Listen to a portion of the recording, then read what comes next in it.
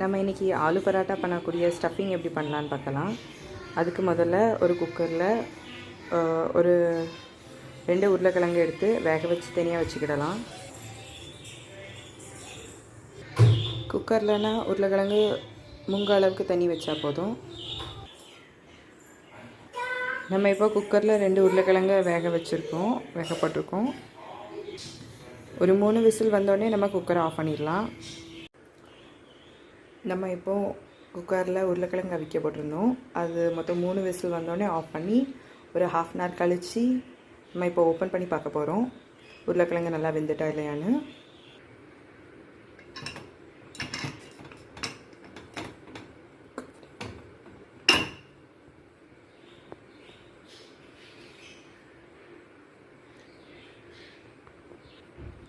முதல்ல எப்போவுமே குக்கரை ஓப்பன் பண்ணும்போது அதோட விசிலை ஃபஸ்ட்டு கண்டிப்பாக எடுக்கணும்.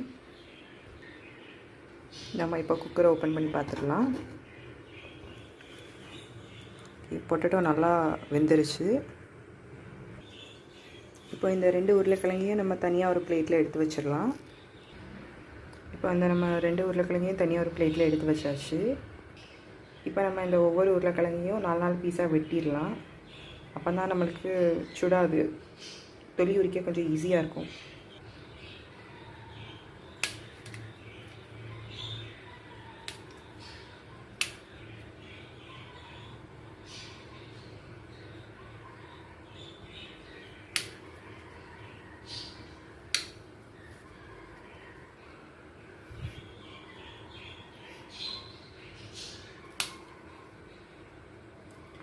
ஸோ இப்போ நம்ம இதை வெட்டியாச்சு. இது ரொம்ப சூடாக இருக்கிறதுனால ஒரு நிமிஷம் கழித்து இதோட தொலியை நம்ம உரிச்சிடலாம். அதுக்கு முன்னாடி நம்ம ஒரு பெரிய வெங்காயத்தை நல்லா குட்டியாக கட் பண்ணி வச்சுக்கிடலாம்.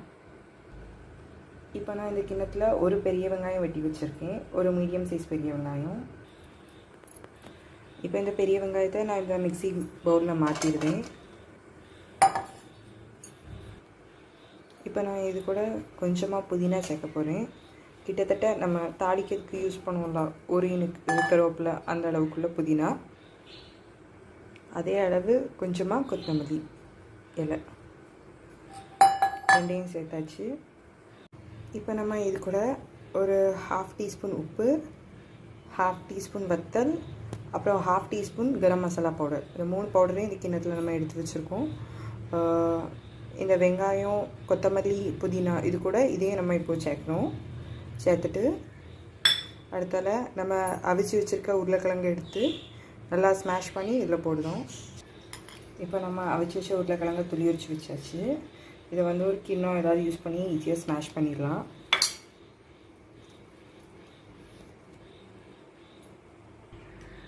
இப்போ நம்ம ஸ்மாஷ் பண்ண பொட்டேட்டோவெல்லாம் இந்த மிக்சிங்குள்ளே நம்ம போட போகிறோம். இப்போ நம்ம உருளைக்கிழங்கு இதில் போட்டாச்சு. இது அவ்வளோத்தையும் சேர்த்து ஒரு மிக்ஸ் பண்ணிக்கலாம். நம்ம இப்போ இதை நல்லா மிக்ஸ் பண்ணியாச்சு.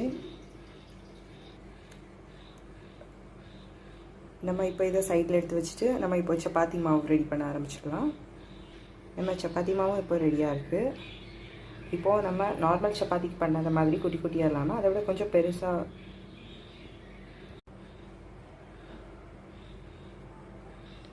நம்ம இப்போ சப்பாத்தி மாவை நார்மல் சைஸை விட கொஞ்சம் பெருசாக உருட்டி வச்சாச்சு. இப்போ நம்ம ஸ்டஃபிங் பண்ண ஆரம்பிச்சிடலாம். நம்ம இதில் இப்போ கொஞ்சமாக கோதுமை மாவு போட்டுக்கிடலாம்.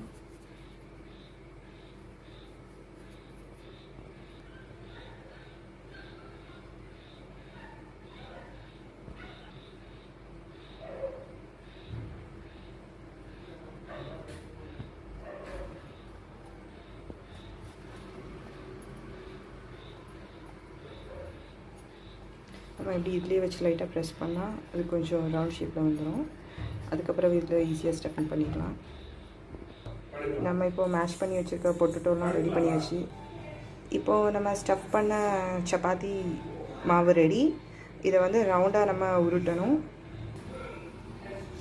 நீங்கள் கையாலேயே கொஞ்சம் அமுக்கி விட்டாலும் அது கொஞ்சம் பெருசாகும். அதுக்கு பிறகு நீங்கள் ரோலிங் பின்னை வச்சு அமுக்குனா உங்களுக்கு நல்லா ஈஸியாக இருக்கும்.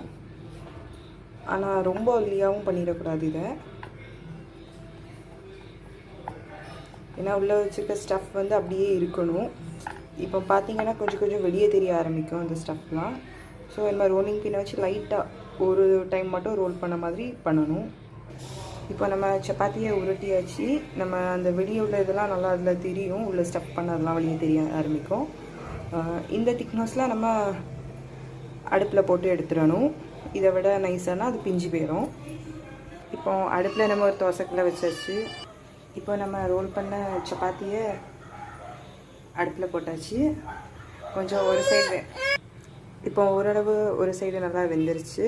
கொஞ்சம் அந்த இப்போ நம்ம சப்பாத்தியை மாற்றி போட்டுடலாம். பார்த்தீங்களா, ஆலு பரோட்டா நல்லா ஒரு பக்கம் நல்லா குக் ஆகி வந்திருக்கு. இன்னும் ஒரு அரை நிமிஷம் கழித்து இது மேலே எண்ணெய் இல்லைனா நெய் எதுனாலும் அவரவர் எது யூஸ் பண்ணுவோமோ அவரவருக்கு எது பிடிக்குமோ அதை நீங்கள் இதில் ஊற்றலாம். நான் இதில் கொஞ்சமாக நெய் ஊற்ற போகிறேன் இந்த ஆலு பரோட்டாவில். நம்மளோட சுவையான ஆலு பரோட்டா ரெடி. அது நம்ம தயிர் கூட வச்சு சாப்பிட்டா ரொம்ப சூப்பராக இருக்கும். ஓகே, பாய்.